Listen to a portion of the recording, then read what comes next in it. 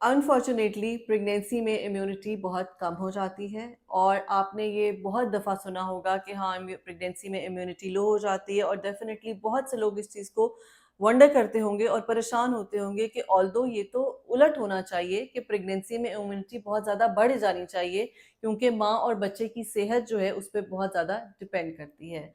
सो ये इसके बरक्स होता है और उसकी वजह क्या है, ये अल्लाह ताला की एक कुदरत है कि आपने देखा होगा कि जब भी किसी का कोई ऑर्गन ट्रांसप्लांट होता है, जैसे अगर किसी की किडनी जो है वो ट्रांसप्लांट की जा रही है या लिवर ट्रांसप्लांट किया जा रहा है, तो ऑपरेशन से पहले उसकी इम्यूनिटी को बहुत ज़्यादा लो कर दिया जाता है।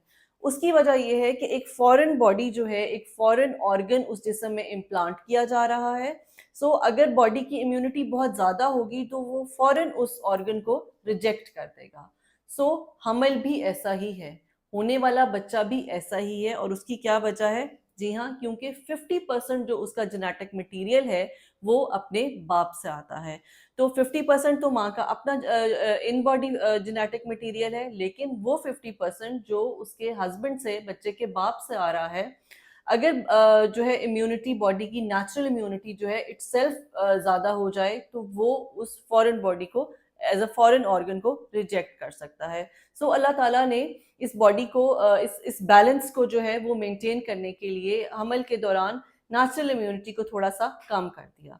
अब उससे क्या होता है कि बॉडी में इन्फेक्शन के चांसेस जो हैं वो बढ़ जाते हैं और वो खवातीन जिनकी ऑलरेडी इम्यूनिटी लो होती है, प्रेगनेंसी के दौरान मजीद इम्यूनिटी लो हो जाती है। So it acts as a double factor. So उनको बार बार इन्फेक्शन होते हैं। आज की वीडियो में हम बात करेंगे बहुत ही इम्पॉर्टेंट और बहुत ही कॉमन से 3 इन्फेक्शंस। यूरिनरी इन्फेक्शन, आपका जो वेजाइनल इन्फेक्शन है जिसको हम वेजाइनल डिस्चार्ज कहते हैं, और चेस्ट इन्फेक्शन के बारे में, जो कि प्रेगनेंसी के दौरान बहुत ज़्यादा कॉमन है।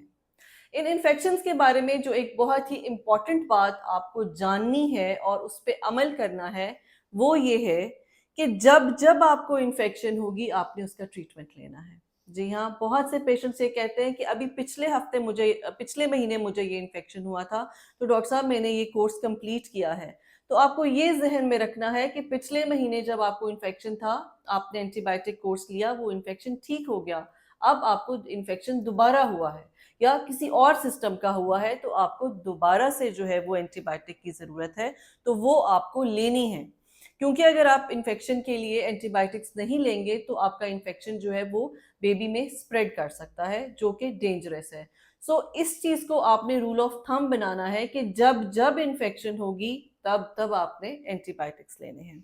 जैसा कि और एक और जो चीज़ आप करते हैं कि एंटीबायोटिक का कोर्स कंप्लीट नहीं करते, तो प्लीज़ ये ना करें। ये आप अपने साथ बहुत बड़ा ज़ुल्म करते हैं, चाहे आप प्रेग्नेंट हैं या नॉन प्रेग्नेंट हैं। एंटीबायोटिक का कोर्स आपके लिए कंप्लीट करना इसलिए ज़रूरी है कि आप एक तरह से अगर कोर्स कंप्लीट नहीं कर रहे तो समझे आपने जरासीम को बेहोश कर दिया और कुछ ही अरसे में वो होश में आ जाएंगे और वो दोबारा ताकतवर हो जाएंगे।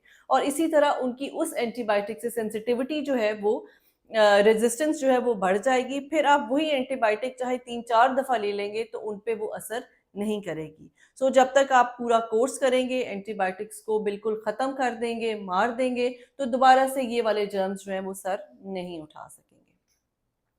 अब आते हैं इन्फेक्शंस की तरफ। सबसे पहला और कॉमन इन्फेक्शन जो है वो है यूटीआई यानी यूरिनरी ट्रैक्ट इन्फेक्शन। जैसा कि मैं अभी आपको इस पिक्चर में दिखा रही हूँ कि अगर आप गौर से देखें तो आपको पता चलेगा कि ब्लैडर, मसाना और यूट्रस और बच्चेदानी बिल्कुल साथ हैं। इनकी जो दीवारें हैं, जो मसाना है उसकी पिछली दीवार और यूट्रस की अगली दीवार, ये आपस में कनेक्टेड होते हैं। जब ब्लैडर में इंफेक्शन होता है तो उसकी जो वॉल है, ब्लैडर की इंटरनल वॉल और फिर एक्सटर्नल वॉल, इसमें सोजिश हो जाती है और इन्फेक्शन जो है इंटीरियरली जो ब्लैडर है उससे यूट्रस में ट्रांसफर हो जाती है और वो ट्रांसफर इस तरह से वॉल टू वॉल जाता है। यानी ये जो बसाने की इन्फेक्शन है और ये इस तरह से यूट्रस में वॉल के थ्रू कन्वर्ट हो जाती है। उसमें सबसे पहला इफेक्ट होता है बच्चे के पानी पे, जो मेम्ब्रेन्स होती हैं बच्चे की उस पे इफेक्ट करती हैं।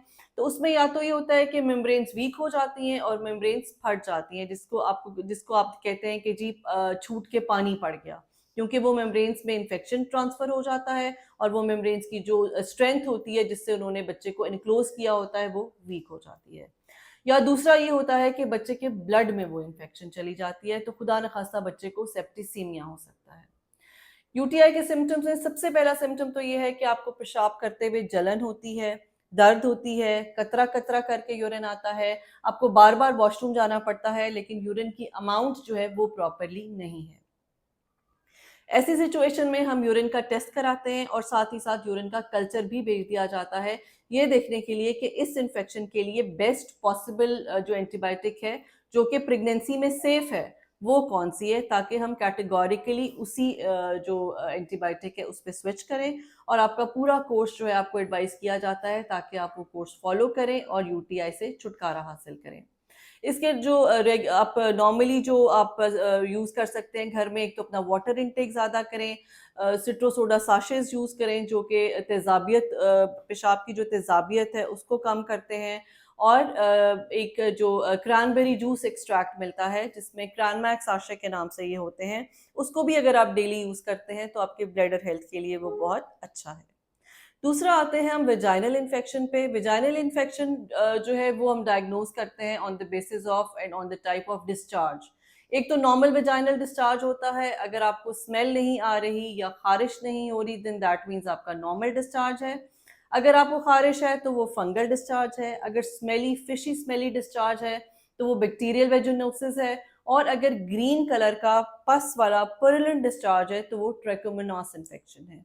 और ये तीनों infections fungal infection, bacterial vaginosis और ट्राइकोमोनास जो है ये भी अपवर्ड्स असेंड करके वेजाइना से यूट्रस में जा सकते हैं और वो बेबी को इन्फेक्ट कर सकते हैं, मेम्ब्रेन्स के में चले जाते हैं और सिमिलरली उसी तरह से ही मेम्ब्रेन्स वीक हो जाती हैं।